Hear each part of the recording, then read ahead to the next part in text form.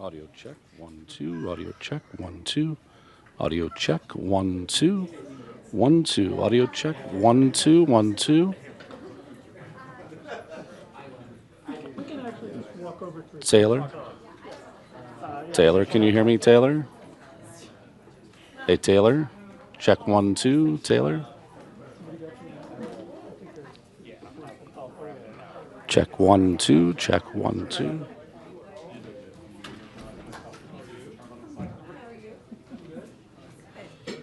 Howard. Check, 1, 2. I know. It feels Taylor, like you it, hear me right? loud and clear over there? Check, 1, 2. Yes, we hear. Check, 1, 2. Check. Audio check. 1, 2.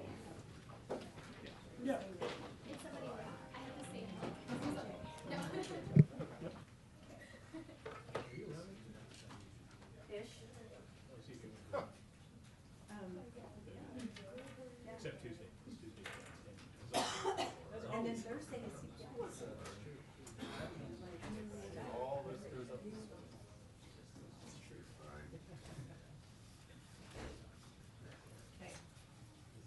Shelf white story short on the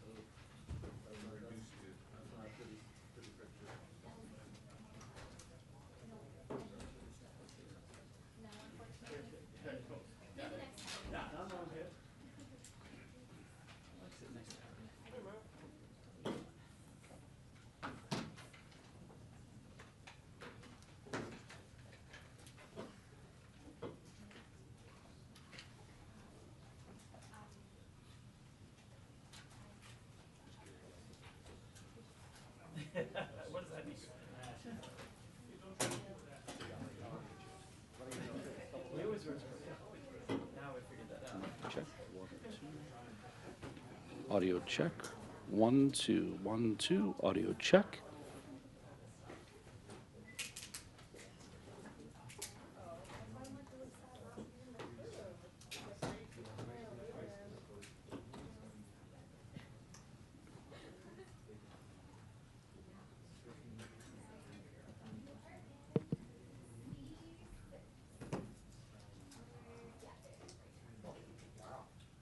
That's interesting. Well, I mean, the whole several sentences.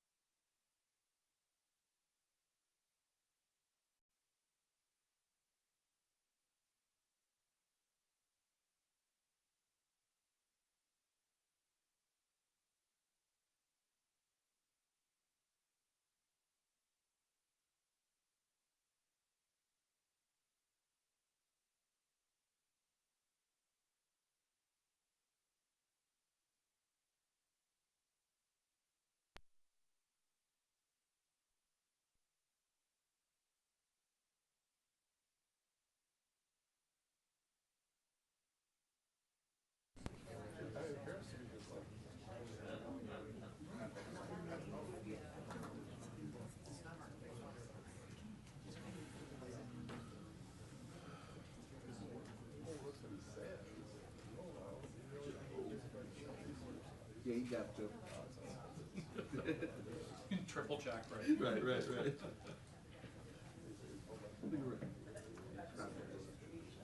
Check your phone.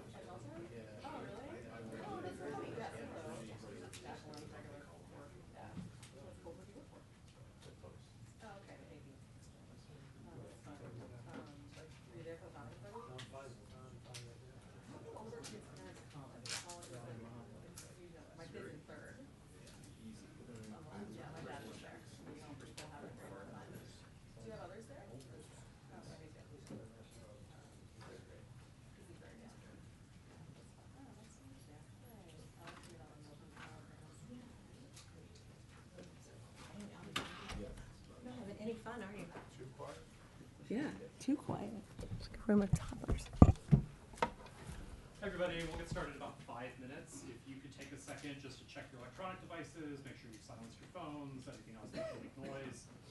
When the news conference begins, the chair will come out, make a brief opening statement, and then take questions. Michelle will call on folks, so please raise your hand if you have a question.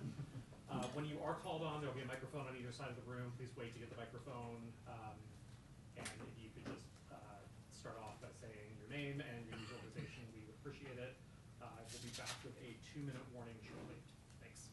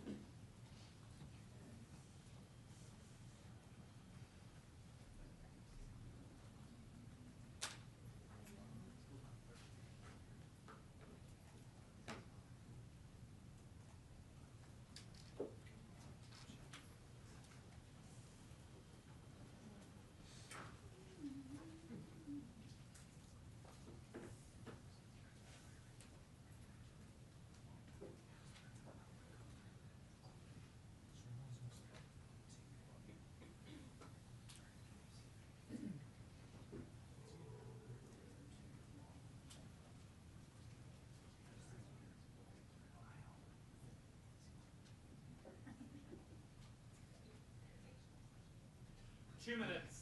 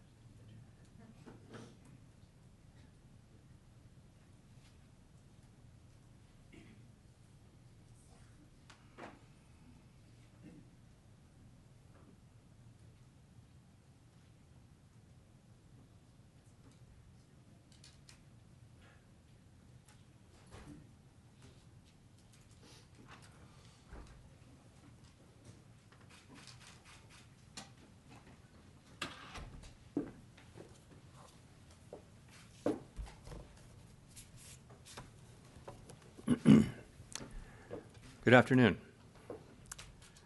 My colleagues and I remain squarely focused on achieving our dual mandate goals of maximum employment and stable prices for the benefit of the American people. Although important federal government data for the past couple of months have yet to be released, available public and private sector data suggests that the outlook for employment and inflation has not changed as much since our meeting in October. Conditions in the labor market appear to be gradually cooling, and inflation remains somewhat elevated. In support of our goals, in light of the balance of risks to employment and inflation, today the Federal Open Market Committee decided to lower our policy interest rate by a 1/4 percentage point. As a separate matter, we also decided to initiate purchases of shorter-term Treasury securities solely for the purpose of maintaining an ample supply of reserves over time, thus supporting effective control of our policy rate. I will have more to say about monetary policy and its implementation after briefly reviewing economic developments. Although some key government data have yet to be released, available indicators suggest that economic activity has been expanding at a moderate pace. Consumer spending appears to have remained solid, and business fixed investment has continued to expand. In contrast, activity in the housing sector remains weak. The temporary shutdown of the federal government has likely weighed on economic activity in the current quarter, but these effects should be mostly offset by higher growth next quarter, reflecting the reopening. In our summary of economic projections, the median participant projects that real GDP will rise 1.7% this year and 2.3% next year, somewhat stronger than projected in September. In the labor market, although official employment data for October and November are delayed, available evidence suggests that both layoffs and hiring remain low, and that both households' perceptions of job availability and firms' perceptions of hiring difficulty continue to decline. The official report on the labor market for September, the most recent release, showed that the unemployment rate continued to edge up, reaching 4.4%, and that job gains had slowed significantly since earlier in the year. A good part of the slowing likely reflects a decline in the growth of the labor force due to lower immigration and labor force participation, though labor demand has clearly softened as well. In this less dynamic and somewhat softer labor market, the downside risks to employment appear to have risen in recent months. In our SEP, the median projection of the unemployment rate is 4.5% at the end of this year and edges down thereafter.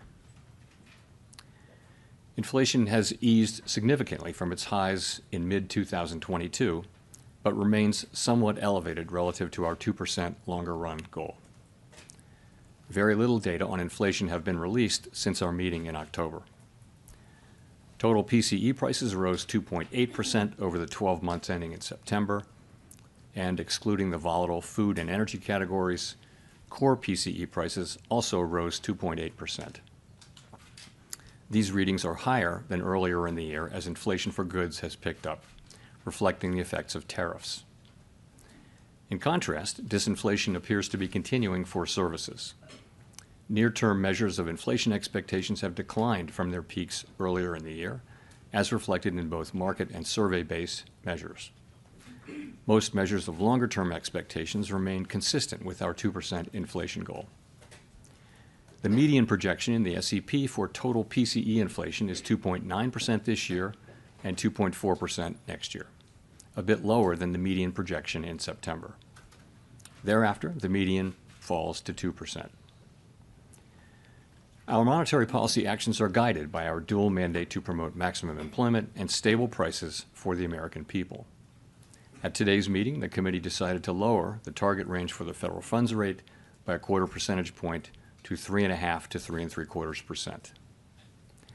In the near term, risks to inflation are tilted to the upside and risks to employment to the downside, a challenging situation. There is no risk-free path for policy as we navigate this tension between our employment and inflation goals. A reasonable base case is that the effects of tariffs on inflation will be relatively short-lived, effectively a one-time shift in the price level. Our obligation is to make sure that a one-time increase in the price level does not become an ongoing inflation problem. But with downside risks to employment having risen in recent months, the balance of risks has shifted. Our framework calls for us to take a balanced approach in promoting both sides of our dual mandate. Accordingly, we judged it appropriate at this meeting to lower our policy rate by a 1/4 percentage point. With today's decision, we have lowered our policy rate 3/4 of a percentage point over our last 3 meetings. This further normalization of our policy stance should help stabilize the labor market while allowing inflation to resume its downward trend toward 2% once the effects of tariffs have passed through. The adjustments to our policy stance since September bring it within a range of plausible estimates of neutral and leave us well positioned to determine the extent and timing of additional adjustments to our policy rate based on the incoming data, the evolving outlook, and the balance of risks. In our summary of economic projections, FOMC participants wrote down their individual assessments of an appropriate path of the federal funds rate under what each participant judges to be the most likely scenario for the economy. The median participant projects that the appropriate level of the federal funds rate will be 3.4% at the end of 2026 and 3.1% at the end of 2027, unchanged from September. As is always the case, these individual forecasts are subject to uncertainty, and they're not a committee plan or decision. Monetary policy is not on a preset course, and we will make our decisions on a meeting-by-meeting basis. Let me turn now to issues related to the implementation of monetary policy, with the reminder that these issues are separate from and have no implications for the stance of monetary policy. In light of the continued tightening in money market interest rates relative to our administered rates and other indicators of reserve market conditions, the committee judged that reserve balances have declined to ample levels. Accordingly, at today's meeting, the committee decided to initiate purchases of shorter-term Treasury securities, mainly Treasury bills, for the sole purpose of maintaining an ample supply of reserves over time. Such increases in our securities holdings ensure that the federal funds rate remains within its target range and are necessary because the growth of the economy leads to rising demand over time for our liabilities, including currency and reserves. As detailed in a statement released today by the Federal Reserve Bank of New York, reserve management purchases will amount to $40 billion in the first month and may remain elevated for a few months to alleviate expected near-term pressures in money markets. Thereafter, we expect the size of reserve management purchases to decline, though the actual pace will depend on market conditions. In our implementation framework, an ample supply of reserves means that the federal funds rate and other short-term interest rates are primarily controlled by the setting of our administered rates, rather than day-to-day discretionary interventions in money markets. In this regime, standing repurchase agreement, or repo operations, are a critical tool to ensure that the federal funds rate remains within its target range, even on days of elevated pressures in money markets. Consistent with this view, the committee eliminated the aggregate limit on standing repo operations. These operations are intended to support monetary policy implementation and smooth market functioning and should be used when economically sensible. To conclude, the Fed has been assigned 2 goals for monetary policy: maximum employment and stable prices. We remain committed to supporting maximum employment, bringing our inflation sustainably down to our 2% goal, and keeping longer-term inflation expectations well anchored. Our success in delivering on these goals matters to all Americans. We understand that our actions affect communities, families, and businesses across the country. Everything we do is in service to our public mission. At the Fed, we will do everything we can to achieve our maximum employment and price stability goals. Thank you, and I look forward to your questions. Howard. Thank you. Howard Schneider with Reuters. Just first turning to the statement, just to be clear, we're on the same page here. The insertion of the phrase, considering the extent and timing of additional adjustments, does that indicate that the Fed is now on hold until there's some clearer signal from inflation or jobs or the evolution of the economy along the baseline outlook? So, yes, the adjustments since September bring our policy within a broad range of estimates of neutral. And as we noted in our statement today, we are well positioned to determine the extent and timing of additional adjustments based on the incoming data, the evolving outlook, and the balance of risks. That new language points out that we'll carefully evaluate that incoming data. And also, I would note that having reduced our policy rate by 75 basis points since September and 175 basis points since last September, the Fed funds rate is now within a broad range of estimates of its neutral value, and we are well positioned to wait to see how the economy evolves. And if I could follow up on the outlook there, it seems like with the additional GDP growth coupled with easing inflation and a fairly steady unemployment rate, this seems like a pretty optimistic outlook for next year. What's given rise to that? Is this an early bet on AI? Is there some sense of improving productivity out there? What's driving that?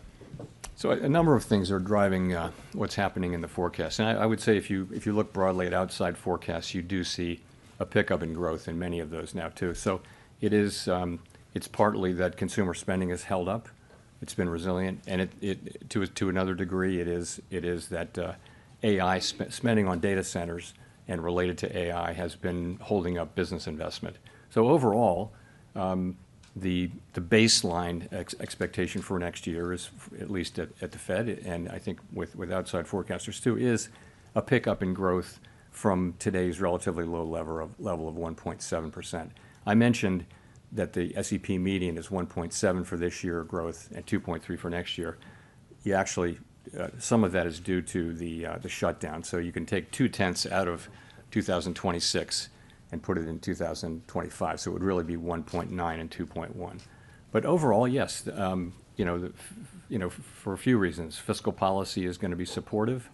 And as I mentioned, AI spending will continue. The consumer continues to spend. So it looks like the baseline would be solid growth next year. Steve. Thank you, Mr. Chairman, for taking our questions here.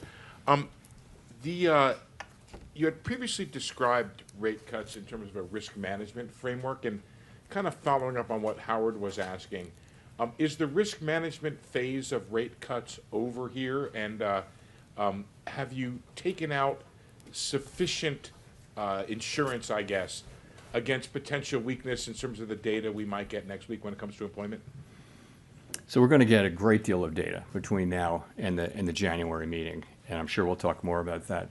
And the data that we get are going to factor into our thinking.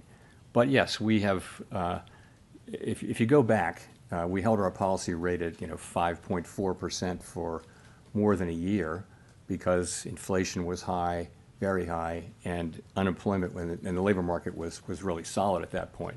So what happened is over last summer of 24, inflation came down and the labor market began to show real signs of weakness. And so we decided, as our framework tells us to do, that when the risks to the two goals become more equal, you should move from a stance that favors really dealing with one of them, in that case inflation, to a more balanced, more neutral setting. And so we did that. We did some cutting, and then we paused for a while to work our way through what was happening in the middle of the year.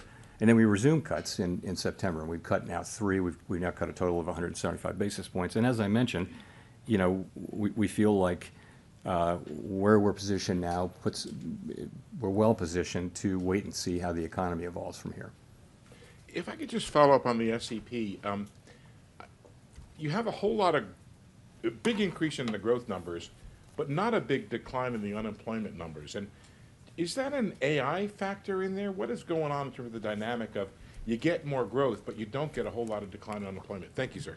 So the implication is obviously higher productivity. And some of that may be AI. It just also, I think, productivity has just been almost structurally higher for several years now. So if you start thinking of it as 2% per year, you can sustain higher growth without more job creation. Of course, higher productivity is also what enables incomes to rise over long periods of time, so it's basically a good thing. But that's certainly the implication.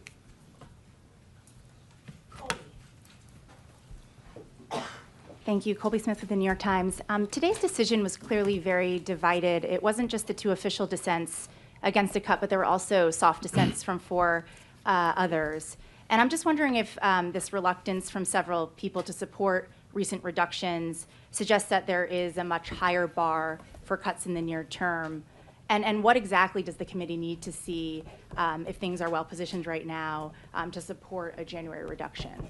Sure. So let me just say, as I mentioned, and as I've mentioned here before, the situation is that our two goals are a bit in tension, right? So interestingly, everyone around the table at the FOMC agrees that inflation is too high and that we want it to come down, and agrees that the labor market has softened and that there's further risk. Everyone agrees on that. Where the difference is how do you weight those risks, and what does your forecast look like, and where do you, ultimately where do you think the bigger risk is, and you know, it's very unusual to have persistent tension between the two parts of the mandate, and when you do, this is what you see, and I think it's actually what you would expect to see, and we do see it. Meanwhile, the discussions we have are as good as any we've had in my 14 years at the Fed. They're very thoughtful, respectful, and you just have people who have strong views, and you know, we come together and we reach you know, a place where we can make a decision. We made a decision today. We had, you know, 9 out of 12 supported it, so fairly broad support. But it's not like the normal situation where everyone agrees on the direction and what to do. It's more spread out, and I think that's only inherent in the situation. In terms of what it would take, you know, we all have an outlook in terms of what's going to come, but I think ultimately, having cut 75 and, you know, the effects of the 75 basis points will only begin to be coming in. As I've said before a couple times, we're well positioned to wait to see how the economy evolves. We'll just have to see. And we will get, as you know, quite a bit of data. I should mention on the data, as long as I'm talking about it, that we're going to need to be careful in assessing, particularly the household survey data. There are very technical reasons about the way data are collected in some of these measures, both in you know, inflation and in labor, in the labor market, so that the data may be distorted and not just sort of more volatile, but distorted, and that's really because data was not collected in October and half of November. So we're going to get data, but we're going to have to look at it carefully and with a somewhat skeptical eye by the time of the January meeting. Notwithstanding that, we will have a lot of the December data by the time of the January meeting. So we expect to see a lot more, but I'm just saying that what we get for example, CPI or for the household survey, we're gonna look at that really carefully and understand that it may be distorted by very technical factors. And just one more question on dissents. I mean, you talk about it in a very positive way, just given the complicated nature of the situation we're in economically. But is there any point in which those dissents become counterproductive, either to, you know, the Fed's communication and the messaging around the policy path forward? I don't feel that we're at that point at all. I don't. I would say, again, these are good, thoughtful, respectful discussions. And you hear people say, and you hear many outside analysts say the same thing. I could make a case for either side. I mean, I could make that case. It's a close call. We have to make decisions, and we always hope that the data will give us a clear read. But in this situation, you have competing. If you look through the SEP, you'll see that a very large number of participants agree that risks are to the upside for unemployment and to the upside for inflation. So what do? You've got one tool. You can't do two things at once. So at what pace do you move? What size moves do you make, and that kind of thing? And what's the timing of them? It's a very challenging situation. I think we're in a good place to, as I mentioned, to wait and see how the economy evolves.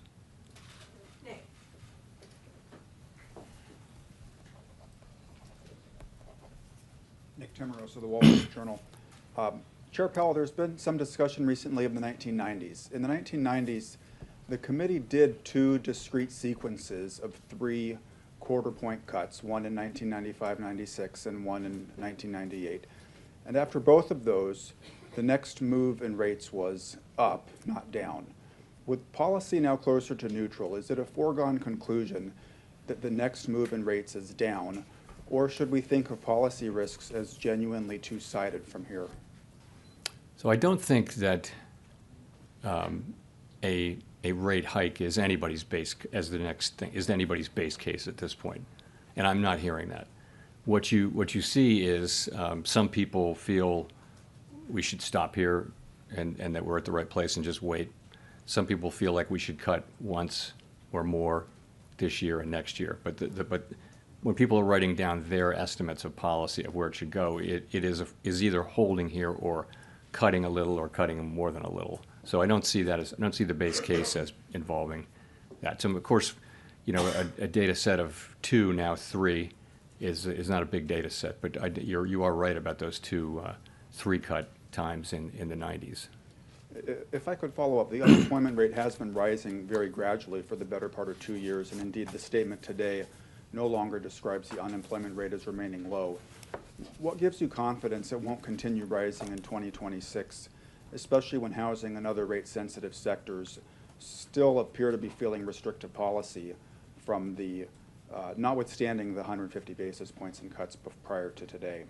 So I think the idea is that with now having cut 75 basis points more now and having policy, I'd call it in a broad range of plausible estimates of neutral, that will be a place which will enable the labor market to stabilize or to only tick up 1 or 2 more tenths, but we won't see, any kind of a sharper downturn, which we haven't seen any evidence of at all. At the same time, policy is still in a place where it's not accommodative, and we feel like we have made progress this year in non-tariff related inflation, and as tariffs come through, as they flow through, that'll show through next year.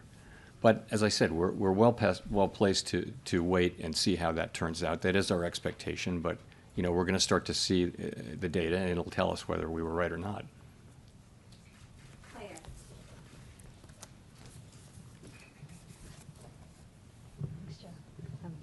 Claire Jones, Financial Times. A lot of people interpreted your comments at the October meeting that, when there's a foggy situation, we slow down, to mean that, there wouldn't be a cut now, there'd be a cut in January instead. So it'd be good to get a sense of why did the committee decide to move today rather than to move in January instead?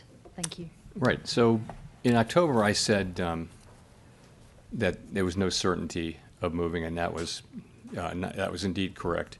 I said it's possible you could think about it that way, but I was careful to say other people could look at it differently. So why did we move today? I would say point to a couple things. First of all, gradual cooling in the labor market has continued. Unemployment is now up 0.3 from June through September. Payroll jobs averaging 40,000 per month since April. We think there's an overstatement in these numbers by about 60,000, so that would be negative 20,000 per month. And also, just to point out one other thing, surveys of households and businesses both show declining supply and demand for workers. So I think you can say that the labor market has continued to cool gradually, maybe just a touch more gradually than we thought.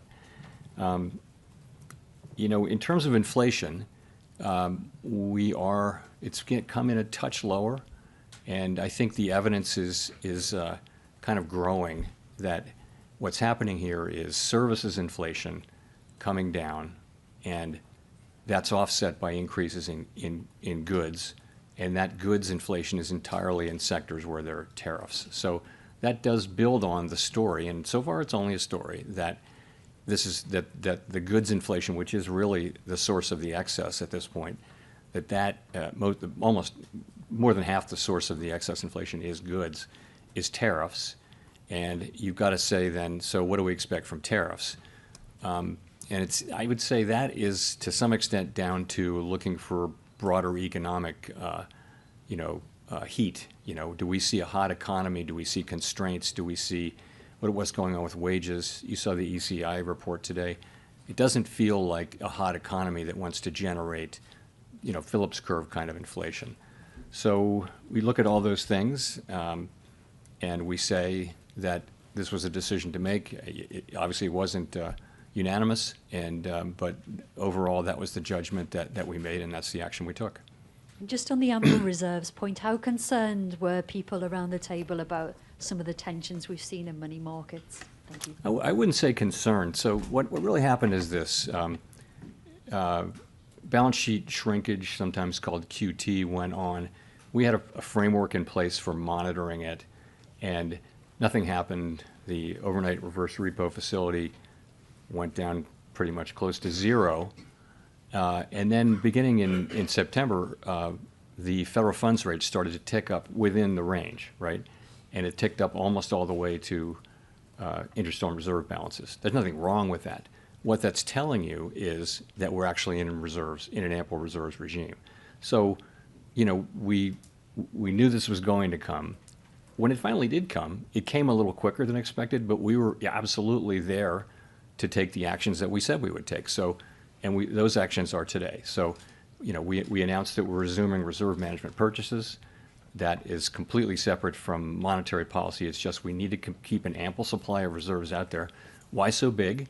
The answer to that is, you know, if you look ahead, you'll see that April 15th is coming up, and our framework is such that we want to have ample reserves even at times when reserves are at a low level temporarily. So that's what happens on tax day. People pay a lot of money to the government, reserves drop sharply and temporarily. So this seasonal buildup that we'll see in the next few months was going to happen anyway. It was going to happen because April 15th is April 15th. There's also a secular ongoing growth of the balance sheet. We have to keep reserves, call it constant as it relates to the banking system or to the whole economy. And that alone calls for us to increase about $20–25 billion per month. So that's a small part. That's going on. It's also happening in the context of a temporary few-month front loading to get reserves high enough to get through the tax period in mid-April. So that's what's happening there. Andrew. Thanks, Mr. Chairman. This is the last post-FOMC press conference before an important Supreme Court hearing next month. Can you talk about how you're hoping the Supreme Court will rule? And I'm just curious why the Fed's been so reticent on such a pivotal matter. It's not something I want to address here, Andrew. You know, we're not legal commentators. It's before the courts, and we don't think that we help matters by trying to engage as a public discussion of that. I'll give you a mulligan, though. No, thanks. I don't know if that means I get 3 questions, but no, just one more. I guess I wanted to come back to the 1990s question, and like, do you see that as a useful model for thinking about what is happening in the economy right now? I don't think it rises to that level. So I did think that in 2019, where we cut 3 times, but you know, this is such a unique situation. It's not the 1970s, let's put it that way, but we do have tension between our 2 goals. And so that's just unique in my time at the Fed, and I think going back a long ways, we haven't had that. In our framework, as you know, says that when that's the case, that we try to, you know, take a balanced approach to the 2 things, and we look at how far they are and how long it would take to get them back to, each of them back to the goal. And that's a very subjective analysis, really. But it just tells you you've got to, and I think ultimately what it says is when they're broadly equally threatened or equally at risk, you should be kind of neutral. Because if you're either accommodative or tight, you're favoring one or the other goal. And so we've been sort of moving in the direction of neutral. Now we're in the range of neutral. We're in the high end of the range of neutral, I would say. And that's what we're doing now. It so happened that we've cut 3 times. That, you know, we haven't made any decision about January, but as I've said, we think we're well positioned to wait and see how the economy performs. Edward. Thanks, Mr. Chairman. Edward Lawrence with Fox Business. I wanted to ask you, the inflation expectations has come down in your SEP report. Do you see the tariff price increases as passing through in the next 3 months? Is it a 6-month process that we're looking for that to end? And then because of that, is jobs the threat to the economy? So with tariff inflation, it takes, there's the announcement of a tariff, and then there's, they start to take effect, and then it takes some months. Goods may have to be shipped from other parts of the, it may take, quite a while for an individual tariff to take its full effect. But once it's had that effect, then the question is, isn't that just a one-time price increase? So we actually look at it, all of the announcements and what you get from all that. You see sort of for each one of them, there's a time period, and then it's fully in. So if there are no new tariff announcements, and we don't know that, but let's assume there are no major new tariff announcements, inflation from goods should peak in the first quarter or so, right, or roughly. We haven't been able to predict this with any precision. No one is. But call it the first quarter or so of next year should be the peak. And from here, it shouldn't be big. It should be a couple tenths or even less than that. We don't really have precision on this. And after that, again, if there are no new tariffs that are being announced that will take 9 months to get fully in, and 9 months is also an estimate, then you should start to see that coming down in the back half of next year. And I want to see if I could address sort of the elephant in the room. The president's been talking openly about a new Fed chairman. Does that hinder your current job right now or change your thinking at all? No. No mulligans for it. Michael McKee from Bloomberg Radio and Television. 10-year rates are 50 basis points higher than when you started cutting back in September of 2024, and the yield curve basically has been steepening. Why do you think that continuing to cut now, especially in the absence of data, is going to bring down the yield on the thing that will move the economy the most? So we're looking at the real economy and focusing on that. And you've got it when the long bonds move around, you've got to look at why they're moving around. If you look at inflation compensation, it's very that's one part of it is inflation compensation break-evens, and they're at very comfortable levels. They're at levels consistent once you get out past the very short term now.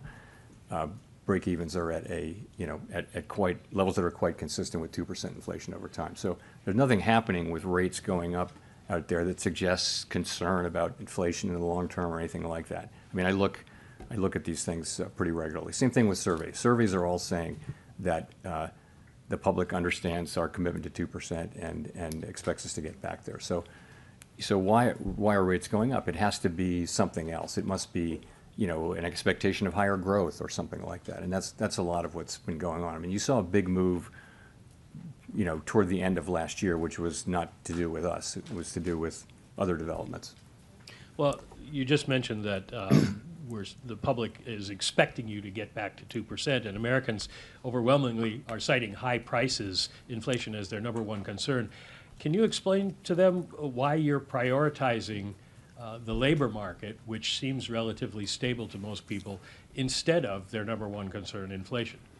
So we, as you know, we have a network of contacts in the U.S. economy, which is really unmatched if you go through the 12 reserve banks. So we hear loud and clear how people are experiencing really costs. It's really high costs. And a lot of that is not the current rate of inflation. A lot of that is just embedded higher cost due to higher inflation in 2022 and 23. So that's what's going on. And so the best thing we can do is restore inflation to its 2% goal, and our policy is intended to do that, but also have a strong economy where real wages are going up, where people are getting jobs and earning money, and we're going to need to have some years where real compensation is higher. It's positive, significantly positive. So nominal wages are higher than inflation, for people to start feeling good about affordability, the affordability issue. And so we're working hard on that. We're trying to keep inflation under control, but also support the labor market and strong wages, so that people are earning enough money and feeling economically healthy again. Victoria. Hi, Victoria Guida with Politico. Just to follow up on that, I mean, this is now the third time that you've cut this year and inflation is around 3%. So is the message that you're sort of trying to send with that you're okay with where inflation is for now, as long as people understand that at some point you still want to get back to 2% because inflation is relatively stable where it is. Everyone should understand, and the surveys show that they do, that we're committed to 2% inflation, and we will deliver 2% inflation. But it's a complicated, unusual, difficult situation where the labor market is also under pressure, where job creation may actually be negative. Now, supply of workers has also gone way down, so the unemployment rate hasn't moved that much. But you know, it's a labor market that seems to have significant downside risks. People care a lot about that. That's their jobs. That's their ability, if they get laid off or if they're entering the labor force, to find work. So that's really important to people. The story with inflation, and you know, we're well aware that this is a story at this point, is that if you get away from tariffs, inflation is in the low 2s, right? So it's really tariffs that's causing most of the inflation overshoot. And we do think of those as likely to, in the current situation, as likely to be a one-time price increase. Our job is to make sure that it is, and we will do that job. But right now, you've got this difficult balance, and there are risks to both sides. There's no risk-free path. If it was just inflation and the labor market was just really strong, and then rates would be higher, as they were for more than a year. You know, we didn't have to worry about inflation. Sorry, about the labor market, because the labor market unemployment was very low. If you remember, when inflation was very high, there was a labor shortage, so we could focus entirely on inflation. Now it's different. We actually have risks to both, and I think we're doing the best we can for people. They also care about their jobs. They do care about affordability. And the best thing we can do there is both to support economic activity, but also, you know, make sure that when tariff inflation goes down and disappears, inflation lands around 2%. Elizabeth. Thanks so much, Elizabeth Schulze with ABC News. Just to follow up, you keep talking about job growth being negative. Why do you think job growth is so much worse than some of the official data? Why do you think job growth is, to follow up on your comments about job growth, why is it so much worse than the official data is suggesting? Oh, well, we know, I think I don't think this is particularly controversial. It's very difficult to estimate job growth in real time. They don't count everybody, they have a survey. And there's been something of a systematic overcount. And so we expected, and they correct it twice a year. So the last time they corrected it, we thought the correction would be 800,000 or 900,000. I won't get the numbers exactly right.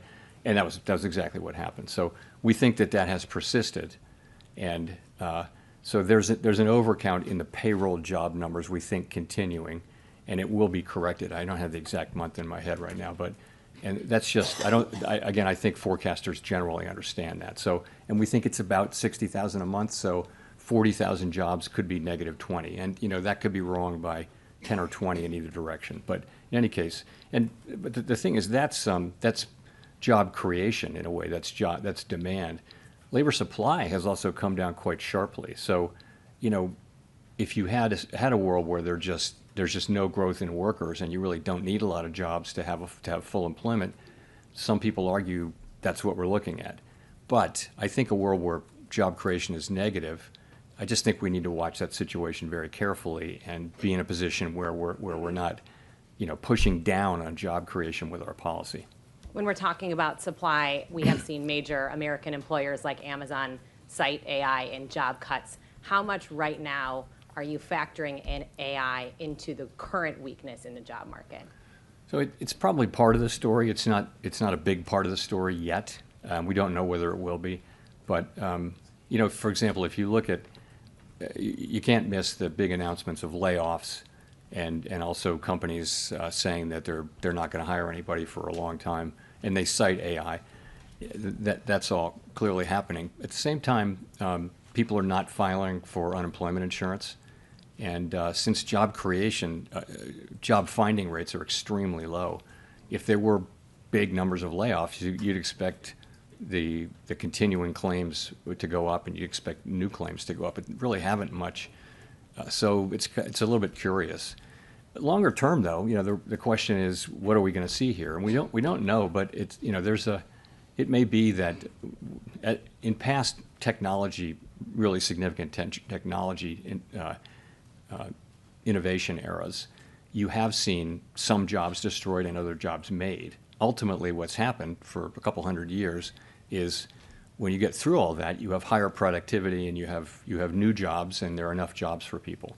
This may be different. You know, it's every time we have a wave of technology, we think, oh, this could put a lot of people out of work. What are they going to do?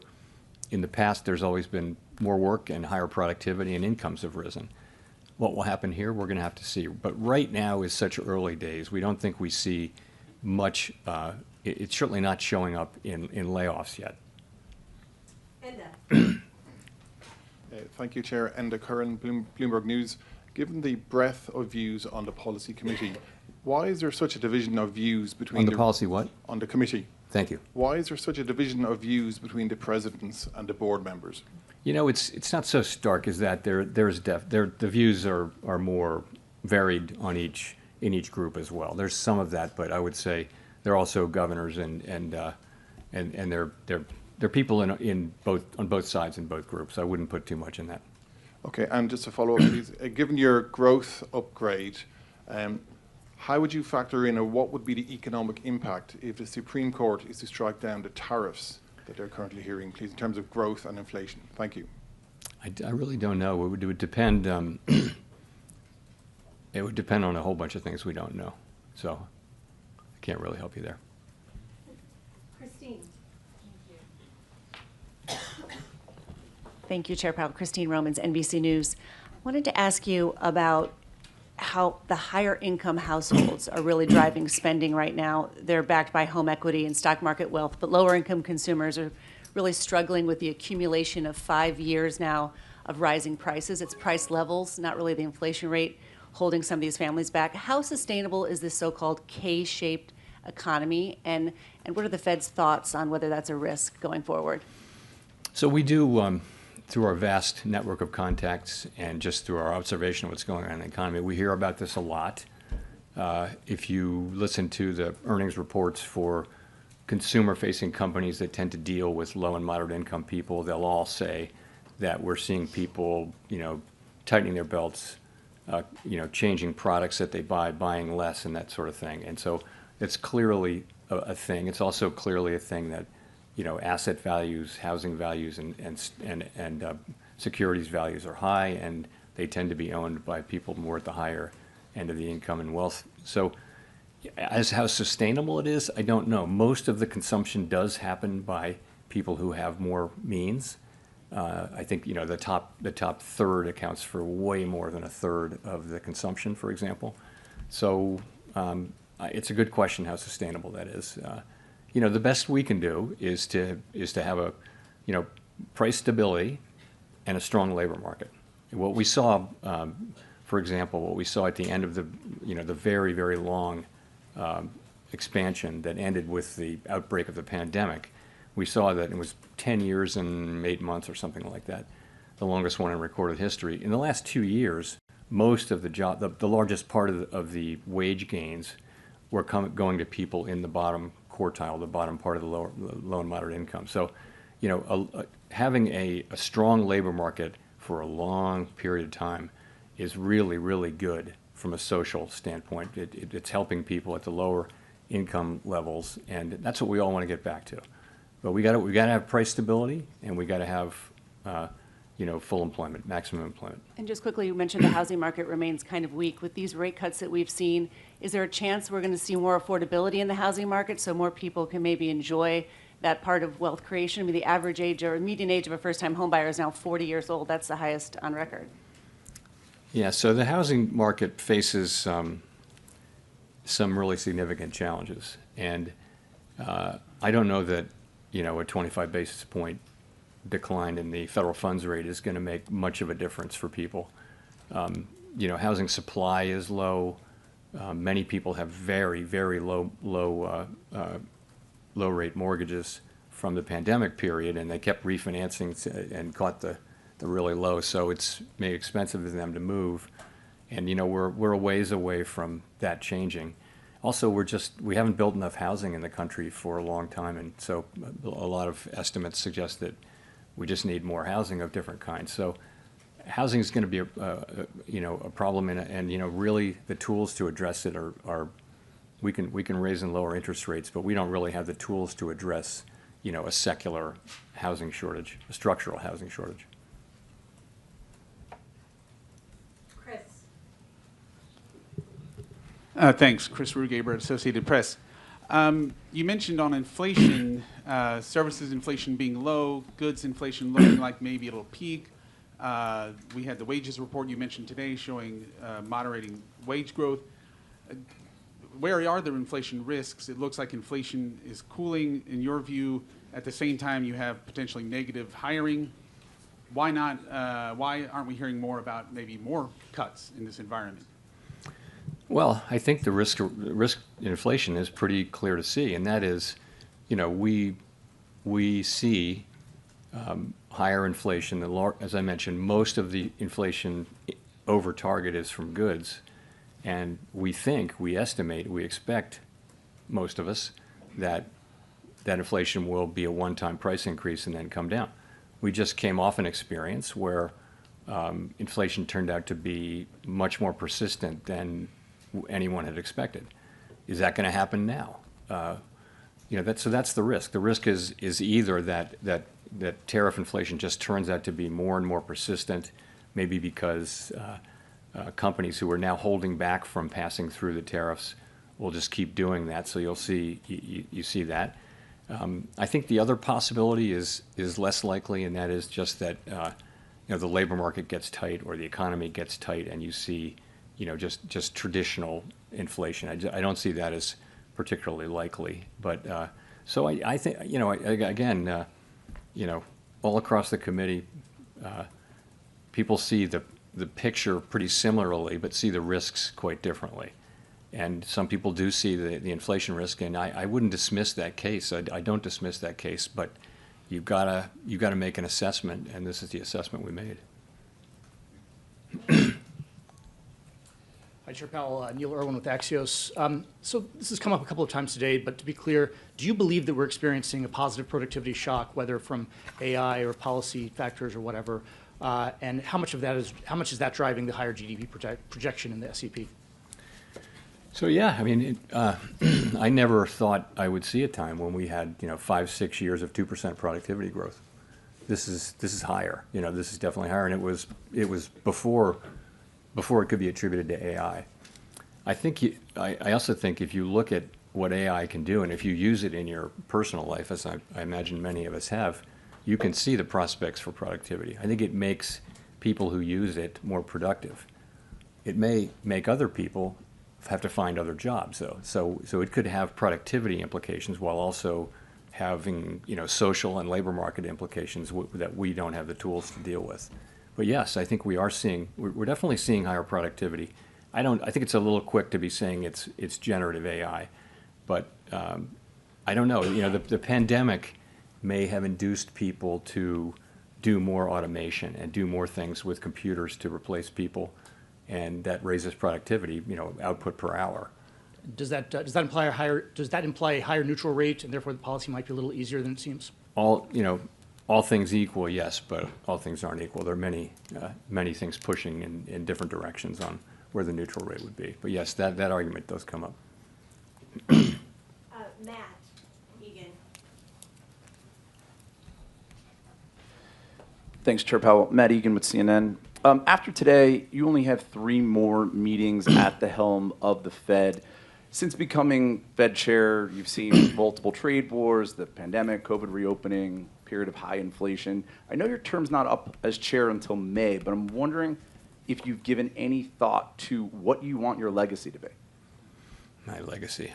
My thought is that I really want to turn this job over to whoever replaces me with the economy in really good shape. That's what I want to do. I want inflation to be under control, coming back down to 2%, and I want the labor market to be strong. That's what I want. And all of my efforts are to get to that place. They have been all along, but ultimately, that's what I'm. And it's I don't have time to think about bigger things. I hope many years ahead to worry about that, but there's enough to do. Relatedly, have you given any more thought, and can you tell us any more about your plans on whether or not you plan to stay on the Fed Board of Governors even after your term as chair expires? Again, I'm focused on my remaining time as chair. I haven't got anything new on that to tell you. Go to Mark for the last question. Chairman, Mark Hamrick with Bankrate. Even while many price levels remain elevated, the reductions in the federal funds rate means that savings rates, or yields to be more precise, have peaked while key borrowing rates remain elevated. And that's, as we've discussed here, as many Americans struggle with liquidity or emergency savings challenges. Is that just collateral damage or an unintended consequence because your tools are limited in addressing individual or household liquidity constraints, insufficient money in the bank? I don't know. I wouldn't agree that that's collateral damage of our. I mean, over time, we do what we do in order to create price stability and maximum employment, and those things are hugely valuable to all the people we serve. When we raise rates to bring inflation down, that does work by slowing the economy, but we've moved back our policy back down to where it's certainly not strongly restrictive at this point. I think it's sort of in the range of neutral. So that's what we're trying to do, and I would want people to understand that. I think what people are feeling is the effect of higher prices. There was a global wave. Sort of every large economy in the world, sort of every large open economy, market-based economy in the world had a wave of inflation that looked an awful lot like ours. We actually came through better than any other country, substantially better. We had higher growth, we had better labor market, and this is really due to the American economy. We have an extraordinary economy, and people are innovative, they work hard, and so all of us who work in economics jobs are really fortunate to have the U.S. economy. So, thank you very much.